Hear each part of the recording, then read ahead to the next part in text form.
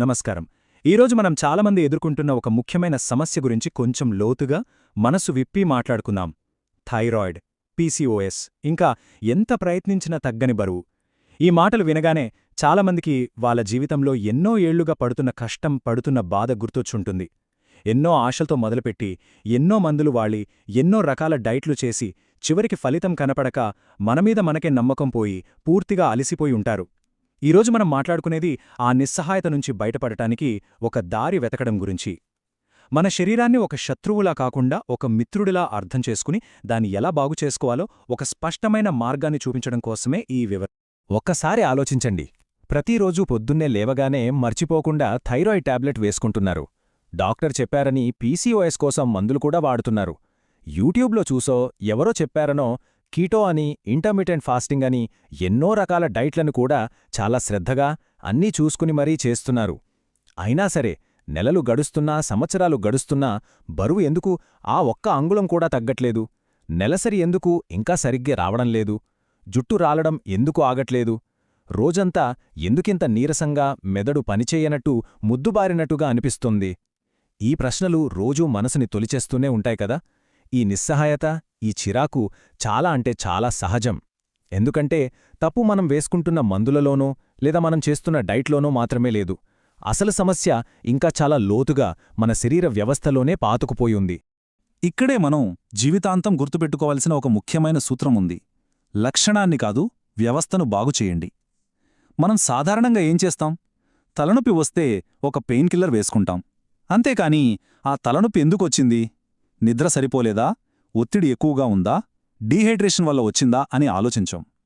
అలాగే బరువు పెరిగితే బరువు తగ్గడానికి కఠినమైన డైట్లు చేస్తాం.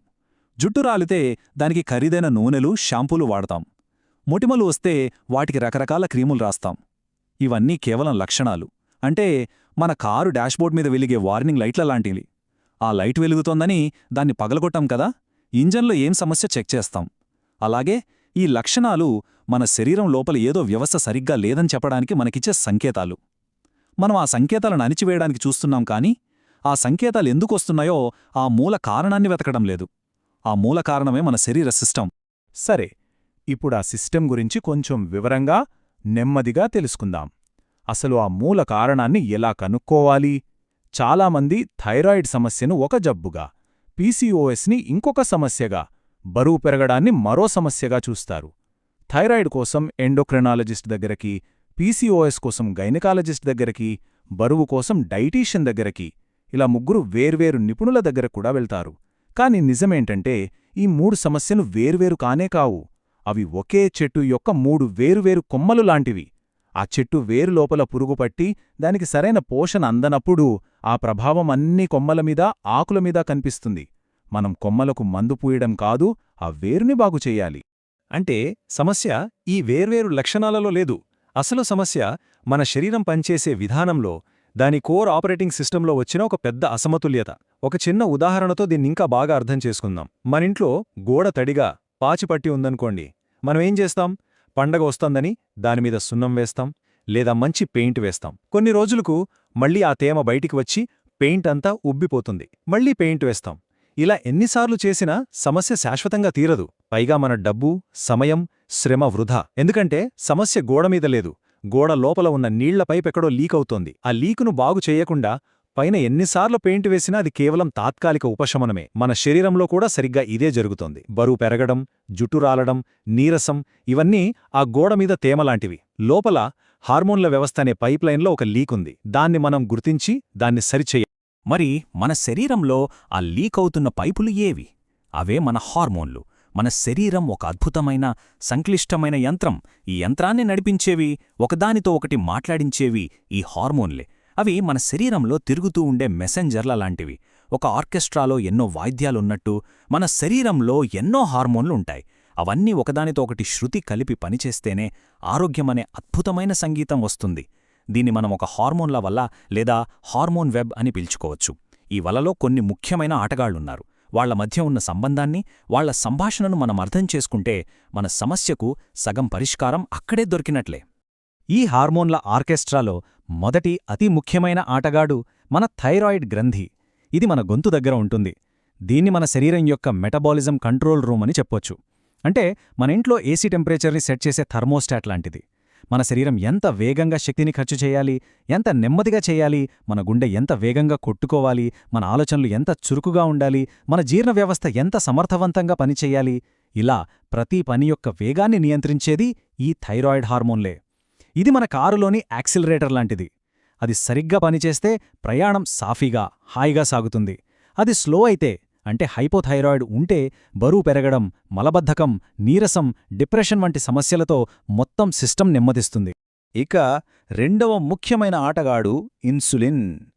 మనం ఆహారం తిన్నప్పుడు, ముఖ్యంగా పిండి పదార్థాలు, చక్కెరలు తిన్నప్పుడు అవి జీర్ణమై గ్లూకోజ్గా మారి రక్తంలోకి వెళ్తాయి. ఆ గ్లూకోజ్ మన కణాలకు ఇంధనం లాంటిది. అయితే ఆ గ్లూకోజ్ నేరుగా కణాలలోకి వెళ్లలేదు. దాన్ని లోపలికి పంపించడానికి ఒక తాళంచెవి కావాలి. ఆ తాళంచెవే ఇన్సులిన్. ఇది మన శరీరం యొక్క ఎనర్జీ గేట్ కీపర్ లాంటిది.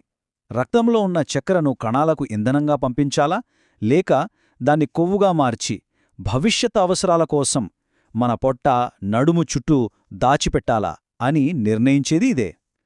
మనం ఎక్కువగా ప్రాసెస్ చేసిన ఆహారం, చక్కెరలు తిన్నప్పుడు ఇన్సులిన్ ఎక్కువగా ఉత్పత్తి అయి కణాలు దాన్ని పట్టించుకోవడం మానేస్తాయి.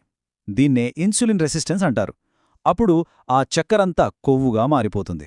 ఇక మూడవ ఆటగాళ్లు మన సెక్స్ హార్మోన్లు, అంటే ఈస్ట్రోజన్, ప్రొజెస్టిరాన్ మరియు టెస్టోస్టిరాన్. ఇవి కేవలం పునరుత్పత్తికి సంబంధించినవి మాత్రమే కాదు, మన మూడ్ని, మన చర్మ ఆరోగ్యాన్ని, జుట్టు పెరుగుదలను కూడా ఇవే నియంత్రిస్తాయి. ముఖ్యంగా స్త్రీలలో ఈ హార్మోన్ల మధ్య ఒక సున్నితమైన సమతుల్యత ఉంటుంది.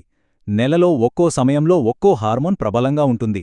వాటిలో చిన్న తేడా వచ్చినా నెలసరి తప్పడం, ముటిమలు, అవాంఛిత రోమాలు, మూడ్ స్వింగ్స్ వంటి సమస్యలు మొదలవుతాయి. పీసీఓఎస్ సమస్యలో ప్రధానంగా కనిపించేది ఈ హార్మోన్ల అసమతుల్యతే.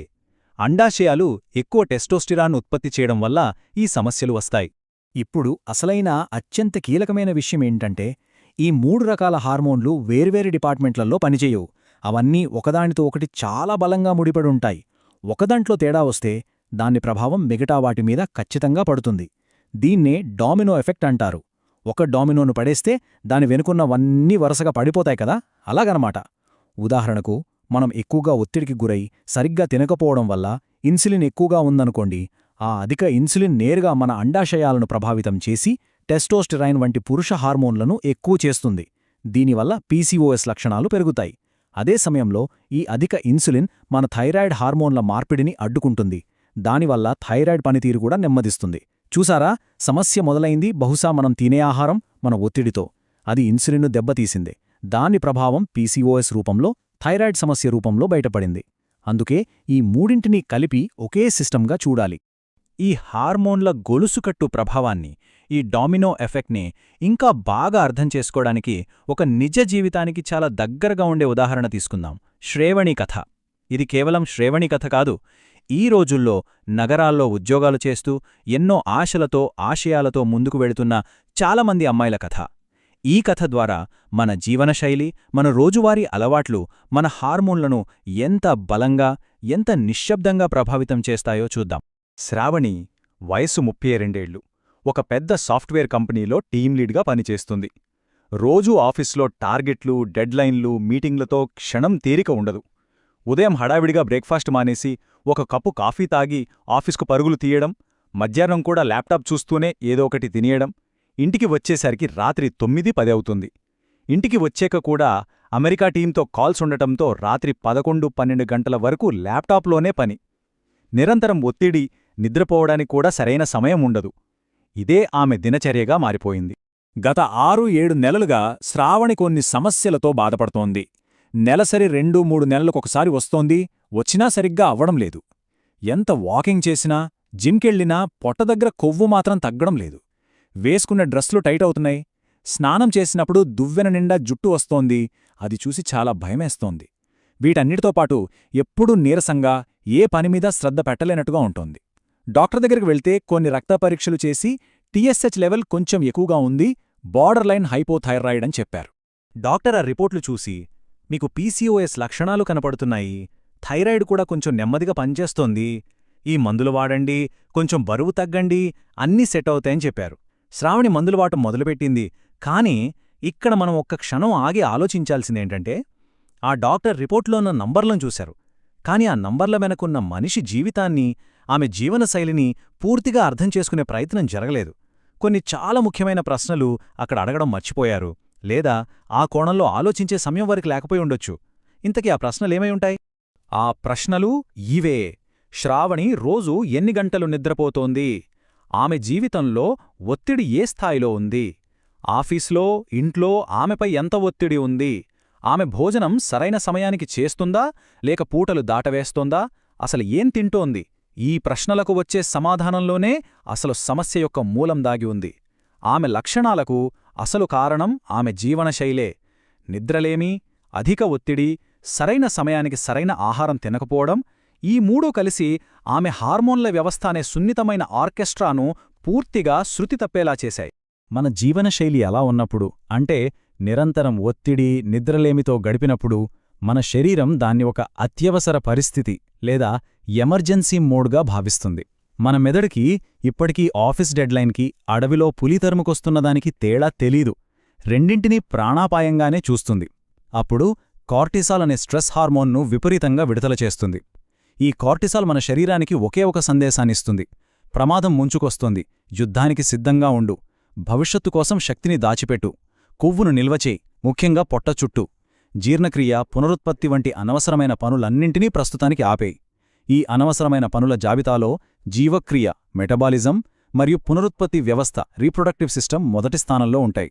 అందుకే శరీరం జీవక్రియను నెమ్మదింపజేస్తుంది, అందుకే థైరాయిడ్ స్లో అవుతుంది మరియు పునరుత్పత్తి వ్యవస్థను తాత్కాలికంగా ఆపేస్తుంది, అందుకే నెలసరి ఆగిపోతుంది. శ్రావణి విషయంలో జరుగుతున్నది సరిగ్గా ఇదే. ఇప్పటివరకు మన సమస్య ఏంటి, అది ఎందుకు వస్తుంది, దాని వెనకున్న హార్మోన్ల కథ ఏంటి అని వివరంగా, లోతుగా మాట్లాడుకున్నాం. ఇదంతా విన్న తర్వాత చాలామందికి కొంచెం భయంగా, కొంచెం నిస్సహాయంగా అనిపించవచ్చు.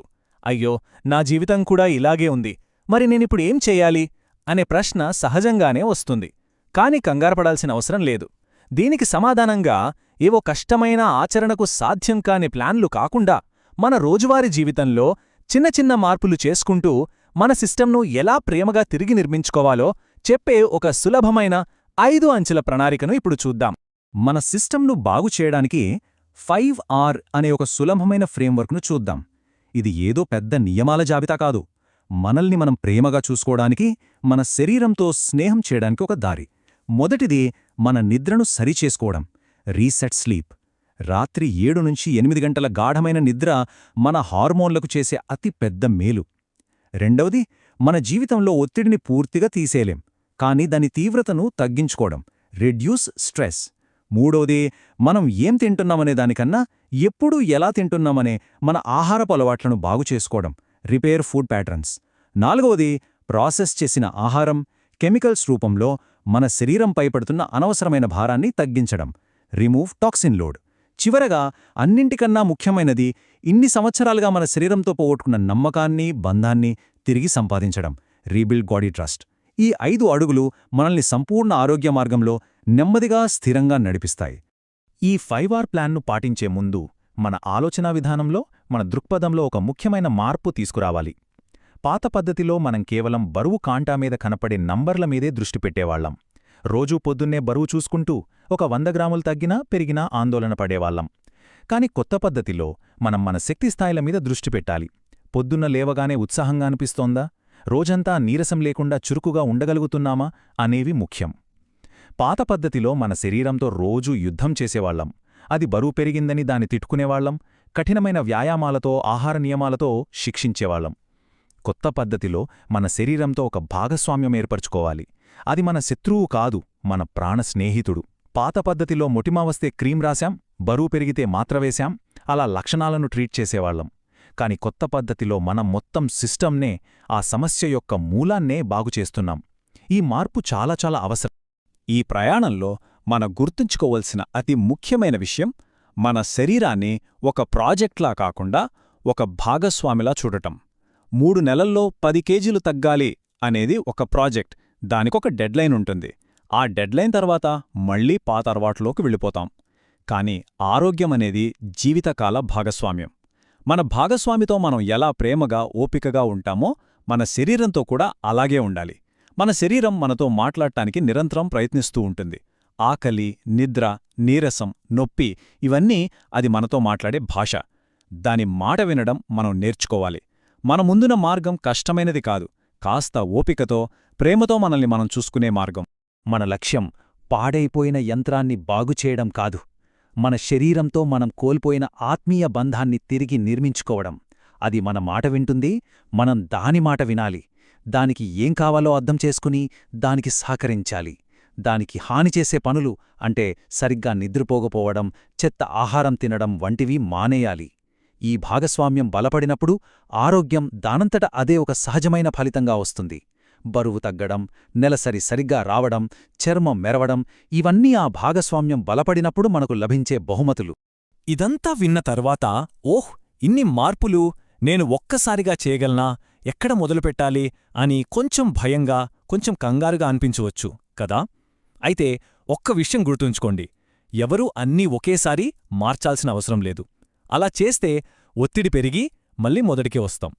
మనం ఇందాక మాట్లాడుకున్న 5R ప్లాన్లోంచి కేవలం ఒక్కటంటే ఒక్క చిన్న మార్పు నేర్చుకోండి. ఈరోజునుంచే, ఈ క్షణం నుంచే మీరు మొదలు పెట్టగలిగే ఒకే ఒక్క చిన్న మార్పు. బహుశా అది రాత్రి పడుకునే ముందు 10 నిమిషాల ఫోన్ పక్కన పెట్టడమా, లేక రేపుదయం 5 నిమిషాలు ప్రశాంతంగా కూర్చొని ఒక కప్పు టీ తాగడమా, ఏదైనా పర్వాలేదు. ఆ ఒక్క చిన్న అడుగుతో మీ శరీరంతో మీ భాగస్వామ్యాన్ని తిరిగి నిర్మించడం మొదలుపెట్టండి. గుర్తుంచుకోండి, ఒక గొప్ప ప్రయాణం ఎప్పుడూ ఒకే ఒక్క చిన్న అడుగుతోనే మొదలవుతుంది. ఈ విశ్లేషణ మీకు ఉపయోగపడిందని, ఒక కొత్త ఆశను, ఒక కొత్త దారిని చూపించిందని మనస్ఫూర్తిగా ఆశిస్తున్నాను. ఇలాంటి విషయాలు మన జీవితానికి ఉపయోగపడుతున్నాయి అనిపిస్తే ఈ వెల్నెస్ గీక్స్ ఛానల్ని ఒక ఫ్రెండ్లా భావించి లైక్ చేయండి, అలాగే సబ్స్క్రైబ్ చేయండి.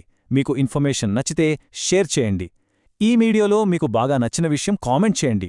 ఈ వీడియోలో చెప్పిన విషయాలు ఇంకా లోతుగా తెలుసుకోవాలంటే డిస్క్రిప్షన్లో కొన్ని మంచి పుస్తకాల లింక్స్ పెట్టాను. మీరు వాటిని కొనుగోలు చేస్తే అది ఈ ఛానల్కు సపోర్ట్ అవుతుంది, మరింత మంచి కంటెంట్ తీసుకురావడానికి సహాయపడుతుంది. ధన్యవాదాలు.